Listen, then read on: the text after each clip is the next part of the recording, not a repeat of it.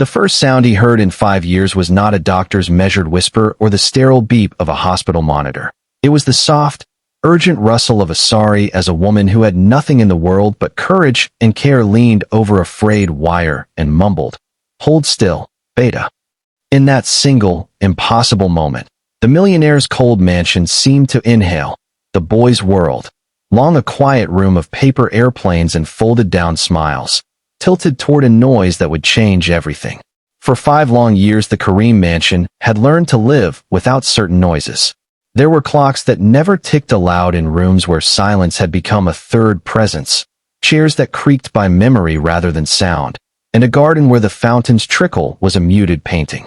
Mr. Farid Kareem, a man whose wealth could buy whole hospitals, could not buy back the ordinary, messy clamor of family life. He had his board meetings, his yachts, and an impeccable suit for every season. And he had Ayan, his only son, who had stopped speaking the day the accident took not just a sound but a rhythm from his household. Ayan moved through the rooms like a small, solemn king in exile. He read voraciously, built delicate cities from matchboxes, and traced the fingerprints on tall window panes as if mapping constellations.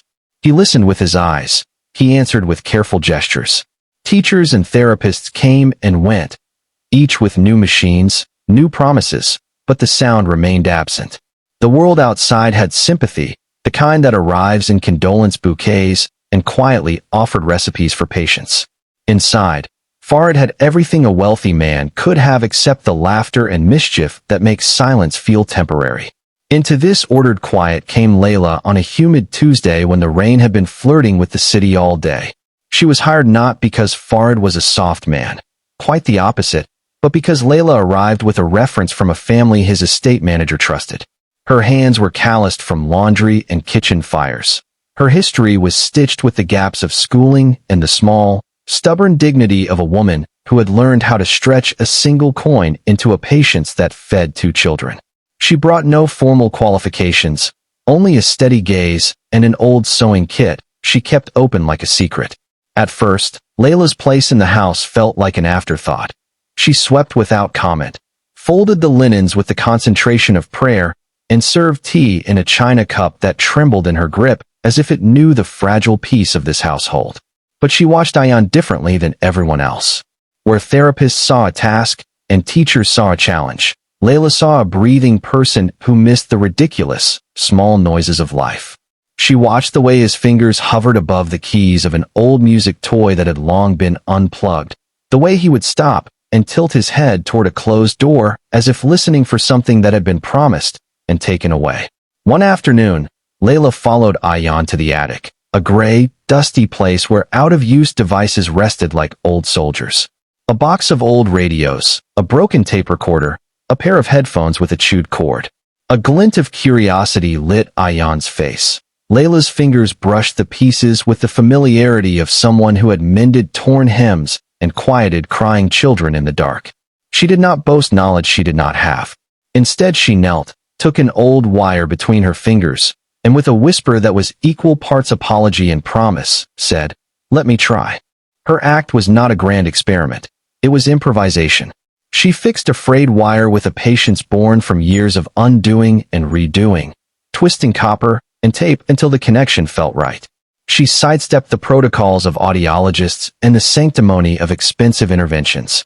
Layla did not mention money or prestige or the proper way to do things. She listened, really listened, to Ayan's slight intake of breath, to the way his eyes softened when a sparrow landed on the sill outside. Then she connected the wire to an old, battered speaker and to a small hearing device Ayan had used in infancy and discarded. It was fragile, and the odds of success were modest at best. When the speaker hummed, faint at first, then rising like a tide, everyone in the room felt the air change. Farid, who'd been passing the doorway, froze with a cup in his hand. Ayan's fingers stopped midair. Layla smiled, as if she had mended only a torn sleeve and not the huge, invisible seam that held a family together. For a moment no one spoke.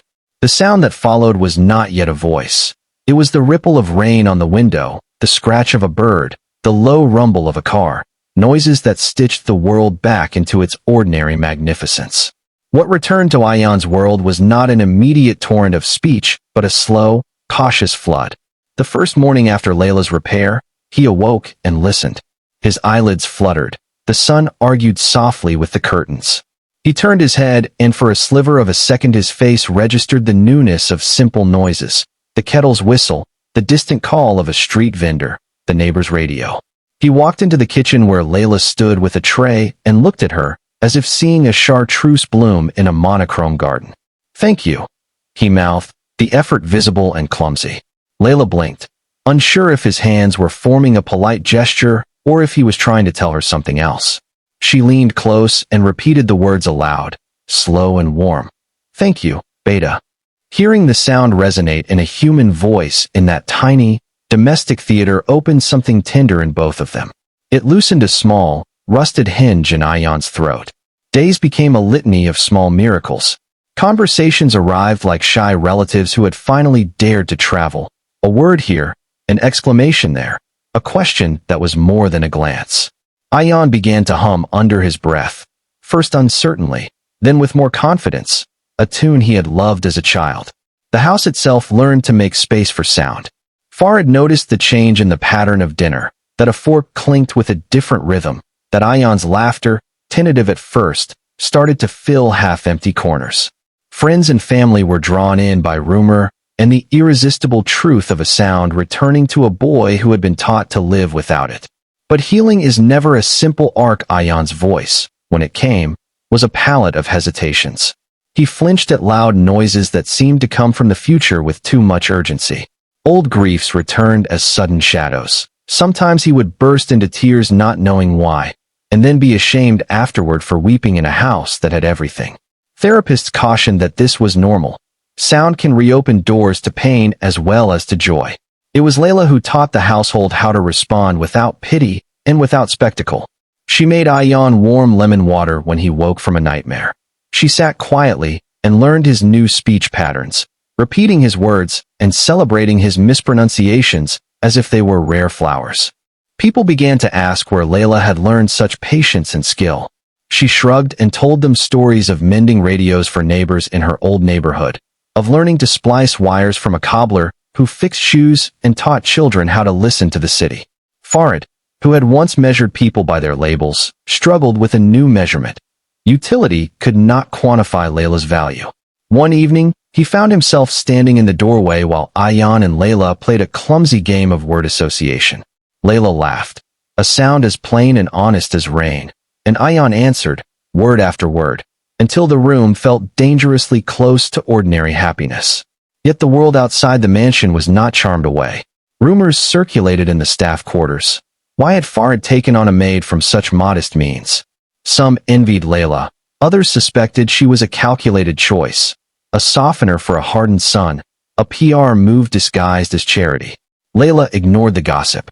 What she heard in the mansion, what she had always heard in life, was the small language of need and response, the ways human beings call to one another and sometimes find that someone is listening. Ayan began to ask questions about Layla's life. He wanted to know about the market she came from, about her children's names, about the reason she stitched tiny red patches into the hems of her blouses. Layla answered, and in her answers Ayan discovered a landscape of hardship. A husband who had left, a daughter apprenticed at a seamstress, nights so quiet that hunger sounded like thunder. He listened not with the way he had been asked to listen in therapy, but with a curiosity that came from gratitude. In that listening, the lines between rich and poor thinned, not by money but by the shared vulnerability of human need. There is a moment in every act of true kindness when the giver thinks nothing will come of it, and yet everything returns. For Layla, the initial act of mending a wire was small, pragmatic, almost instinctive. She had been a woman who could not imagine a life measured by the sterile criteria of wealth, yet she had always believed in reciprocity, that one kindness placed carefully into the world will find its way back in some form. What she could not know was how profoundly Ayan would grow, or how Farid would begin to unravel the tightness in his chest that had hardened into an almost avuncular aloofness. As months slid into seasons, Ayan's speech became more confident and playful. He and Layla invented games of sound. She would hide a small bell somewhere in the house, and Ayan would follow the noise until he found it, triumphant. He began to sing to his little sister on the phone, a recording he made in private, and insisted she listen to every night.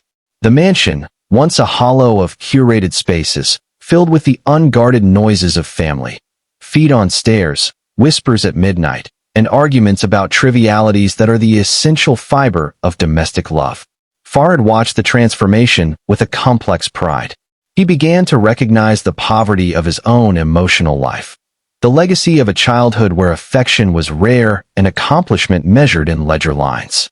He had always believed that wealth insulated his son from life's cruelties. Instead, it had insulated him from life's textures. Layla's presence made apparent what money could not buy: humility, presence, and the ability to meet pain with simple, practical courage. The world outside their walls took notice in ways that surprised everyone. An old friend of Farid's, a philanthropist tired of the showy gestures of charity, asked to meet Layla. He came with an offer that had nothing to do with pity and everything to do with respect. A job training program for women like her, a small fund to pay for her daughter's apprenticeship, and a grant to start a modest repair shop for old audio devices. Farid found himself signing the paperwork with a feeling he had not felt in years, that of being an accomplice to someone else's dignity. He insisted that Layla be made a partner in the initiative, not merely its face. But the most astonishing return came from Ayan. He applied to a small university and chose a course in acoustic engineering, fascinated by the way sound could be captured and shaped. His professors, at first skeptical of the wealthy man's son, soon saw that his motivation was not prestige but gratitude. Ayan's senior project created a low-cost hearing amplifier for underserved communities, an elegant device that used recycled parts and a clever, durable design. It was the same youthful curiosity that had peered at the attic's boxes, refined into an instrument meant to give back. When Ayan presented his device in a crowded hall, he asked Layla to stand beside him. He did not speak at length. He did not have to. He handed her the first prototype and watched as she placed it into the hands of a woman from the audience, an elderly neighbor of Layla's who had long lived in a quiet world of her own. The woman's eyes widened, then filled with tears as the simple, brilliant amplification let her hear the word hello, clearly for the first time in years. The applause that followed was not for Ayan's intellect alone, but for the network of small mercies that had led him there. In the quiet after the ceremony, Farid took Layla's hand. He offered her something he had not offered anyone before, a room of her own in the house, not as a servant's quarters, but as a sanctuary where she and her children could visit when they wished. Layla declined gently. Her life was rooted in her old neighborhood, among the people who had shaped her. Instead, she asked for a seed, a small grant to open a repair shop where young women could learn to fix things the way she had mended a wire in an attic one rainy day. The shop opened months later in a narrow lane that hummed with life. Ayan visited often, bringing notes and lending hands. Farid came sometimes too, not as a philanthropist with a checkbook, but as a father learning how to be present. The neighborhood learned to measure its dignity not by the currency of the city, but by the steadiness of work and kindness returned. When the mansion's fountain finally sounded fully, not a polite, designed murmur, but the messy, imperfect clatter of life, everyone stood still and listened. Layla walked past the doorway and smiled to herself, thinking of the wire she had fixed in a moment of simple resolve. Ayan, now less fragile and more deliberate, spoke to her in a voice that had been honed by gratitude and practice. "You saved my world," he said, and in the way he said it, she understood that saving had been mutual. They had all learned a lesson that no monetary ledger could teach, that empathy is the true currency of human exchange. The millionaire had wealth, yes, but he had also gained the more precious resource of humility. The maid had no bank account to boast of, but she had seeded a future where sound could be shared freely. And the boy, the one who had lived in silence, had found a language that could fix more than ears. It could heal hearts and bridge class and time. Moral of the story: a single, selfless act of kindness can reconnect broken worlds and start a chain of compassion that transforms lives far beyond the first moment it touches.